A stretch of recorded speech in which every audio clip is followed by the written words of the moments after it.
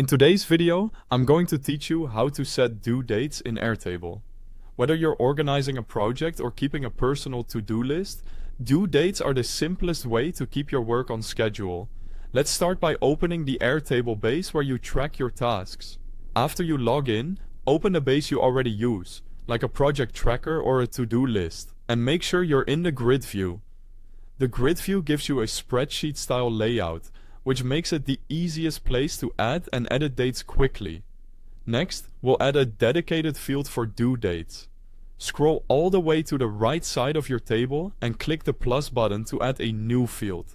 Set the field type to date so Airtable knows it should store calendar information. Give it a clear name like due date or deadline, so it's easy for you and your team to find later. If you want to schedule tasks down to the hour, toggle include time. If you only care about the day, you can leave that off. When you're ready, click create field and you're done. By the way, if you don't have Airtable yet or you want to create a new account, you'll find a link to the website right at the top of the description so you can follow along. Now let's enter some due dates. Click any cell in your new due date column and choose a date from the calendar pop-up. If you enable time, set the exact hour and minute that the task should be completed. Press enter to save it.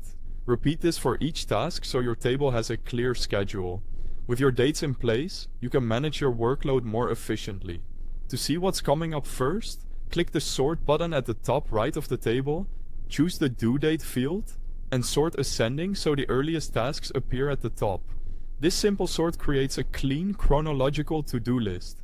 You can also filter to focus on what matters today. Click the filter button and set a condition to show tasks where due date is on or before today. That gives you a quick list of anything due now or overdue, perfect for daily check-ins.